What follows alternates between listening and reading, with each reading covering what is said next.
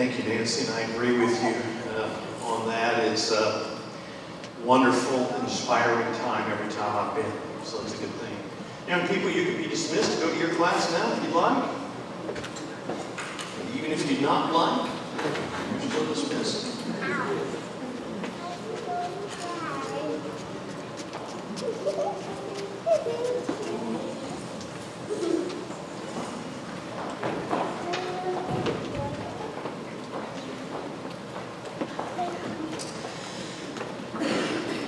You know, whenever I read Bible stories about people and what their activities and so on and so forth, I'm always amazed that in those stories you can find yourself.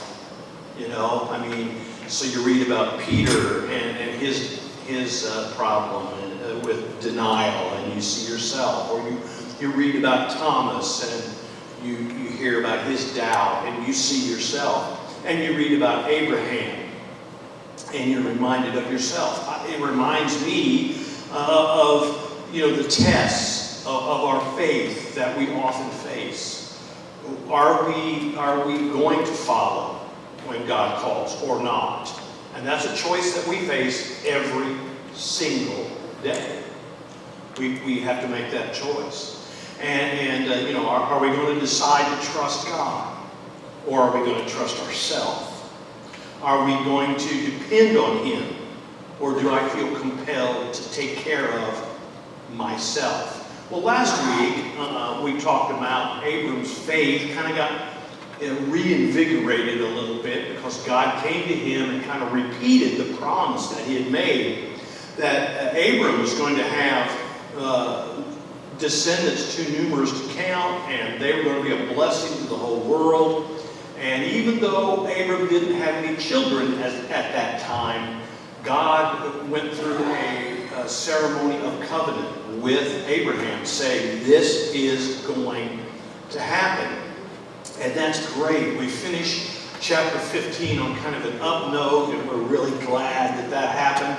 And then we flip over the page in our Bible, and we get chapter 16. Oh, Abraham, you blew it, buddy.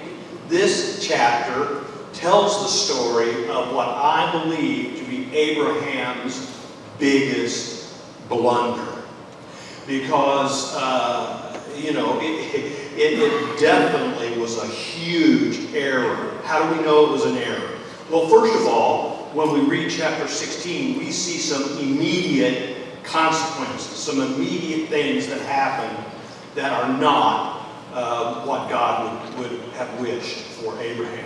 And then secondly, we know it was a big blunder because we can look at our world today and we can see that this action by Abraham that's outlined for us in chapter 16 had implications that are still with us in the world today.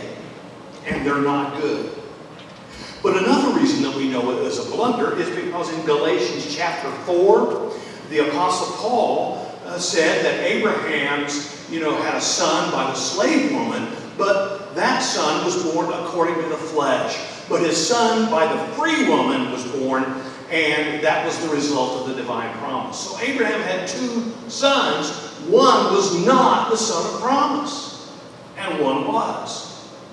And the difference between the two is really dramatic and remarkable. It was a huge, huge mistake. It might not surprise you to know that I am kind of a sucker for documentaries. I mean, I can pretty much eat just about any History Channel or just about anything. And one of the things that kind of fascinates me is to turn on the television and watch somebody who has some ability and some skill do something. Every now and then, when we had our satellite dealio, they would do like a sample. They would give you for a month or something, this free channel that you didn't have to pay for. And I always loved it when they would put up the DIY, the Do-It-Yourself Network channel.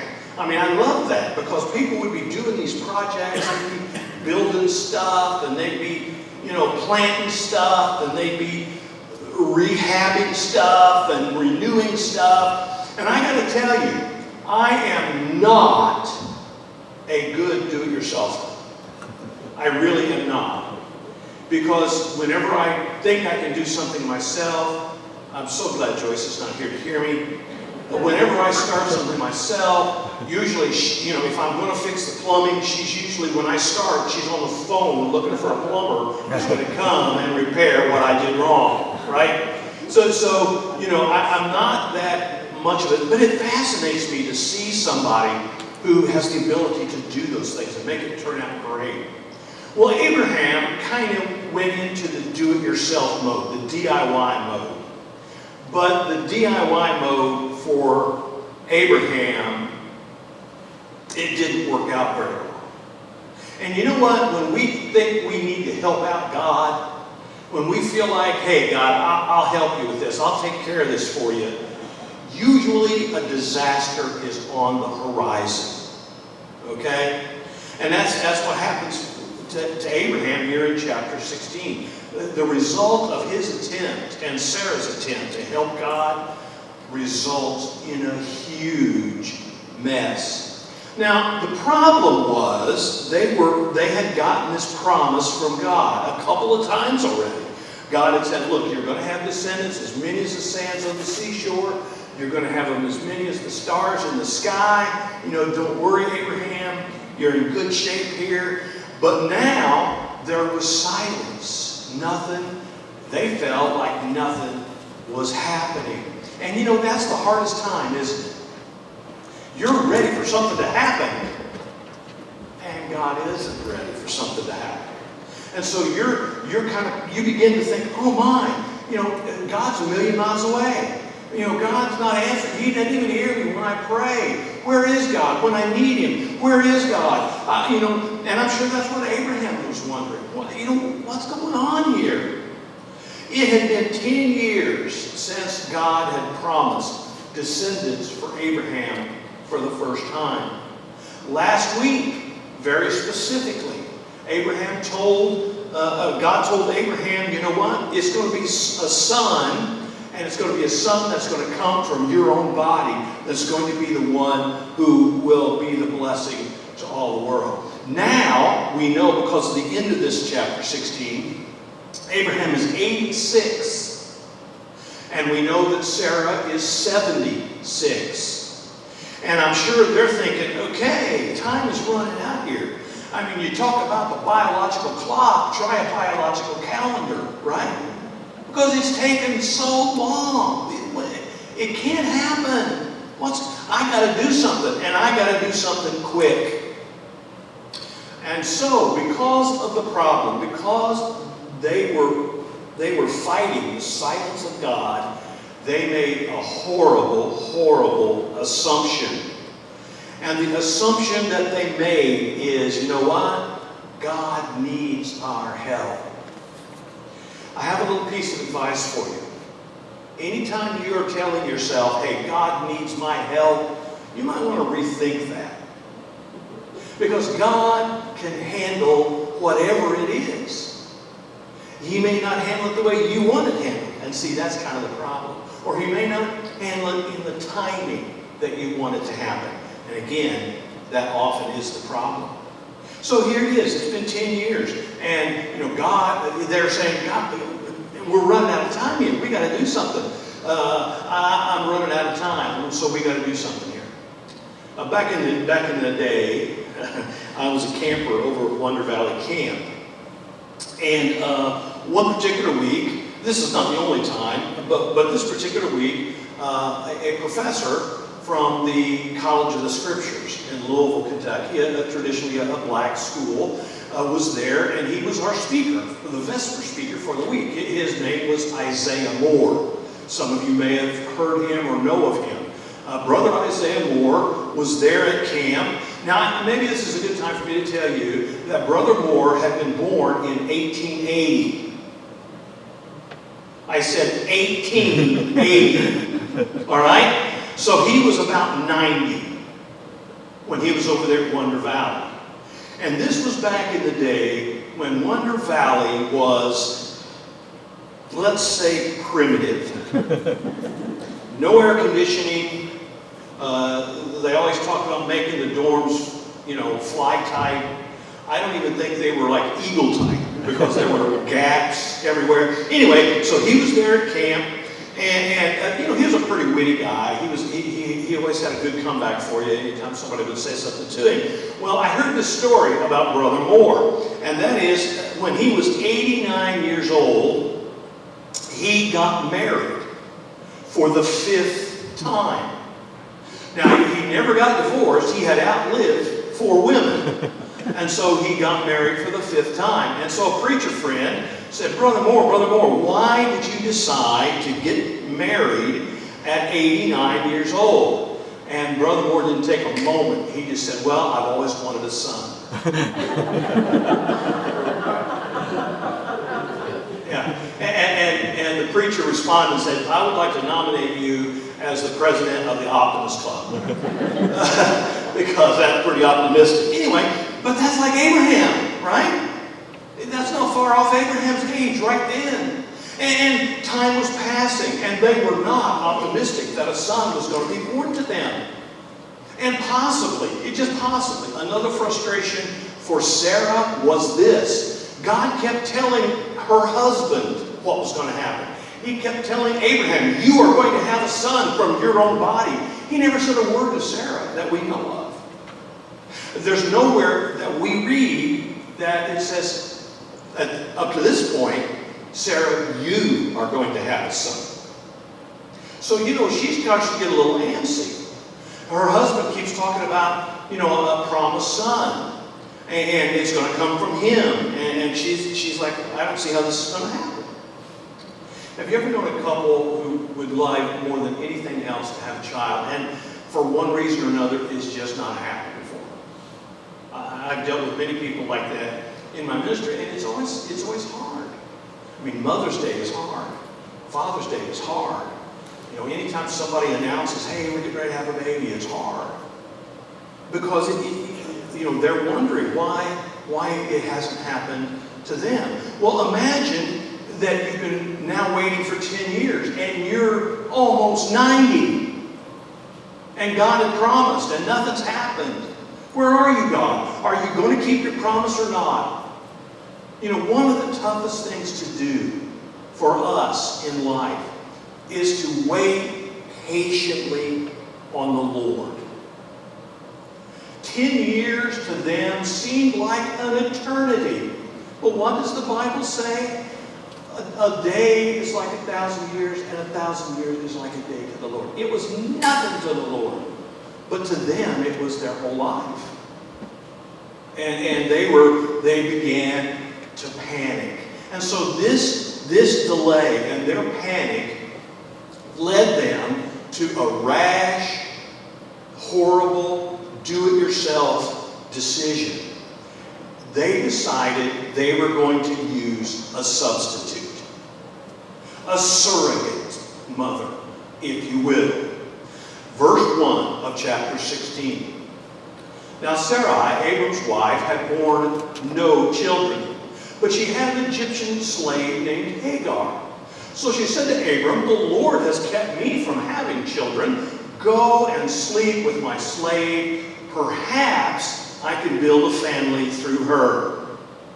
Now I really wish that the next words that we would read in verse 2 would be something like this. No, Sarah. God promised to me, and you are my wife, so his promise is for us both. I wish that. Unfortunately, that's not what it says, is it?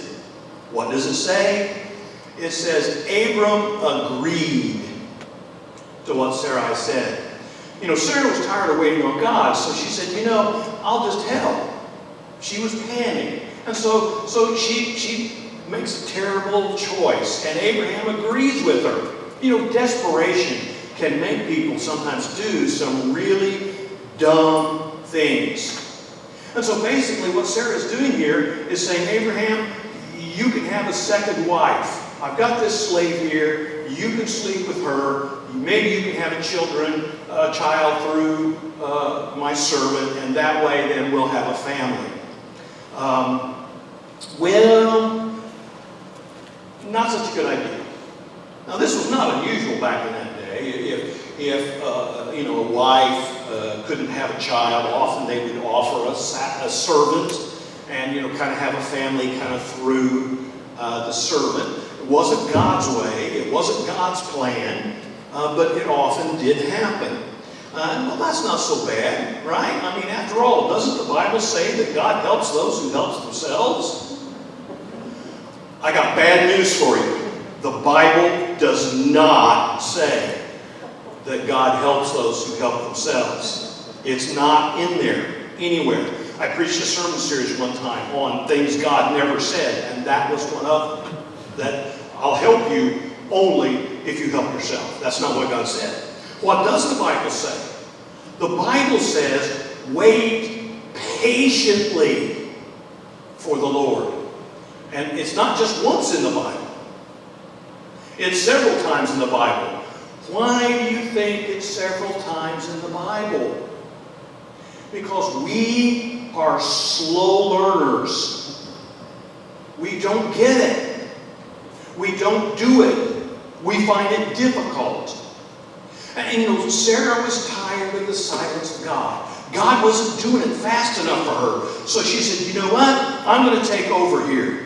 I'm going to drive the bus. I'm going to be the one sitting behind the wheel. I'm going to be the one who decides. And that's never a good choice. It's never a good choice. And the result was a mess. The result was blame. And the result was resentment. Pick it up in verse 4. Verse 4 says, Abram slept with Hagar, and miracle of miracles, she conceived. When she knew she was pregnant, she began to despise Sarah. Why would she do that? That's only 19 words, by the way, but I'll tell you what. There's a world of meaning there, and there's a world of hurt and misery that they're describing. Hagar said, hey, I must be better than Sarah. God must have blessed me instead of blessing her. She's not had a child. Look how long she had. I've just been with Abraham, a very relatively short period of time, and God blessed me. So, okay. So does Sarah take responsibility? Does Sarah say, you know what, I was wrong? What she does is, she plays the blame game. Verse 5. Sarah says to Abraham, I can imagine this scene, can't you? Her finger is pointing right at Abraham. You are responsible for the wrong that I am suffering. I put my slave in your arms, and now that she knows she's pregnant, she despises me. May the Lord judge between you and me. Just because, other people in the ancient world were doing this, that didn't mean God was blessing it, right? Everybody is doing it is never a good excuse.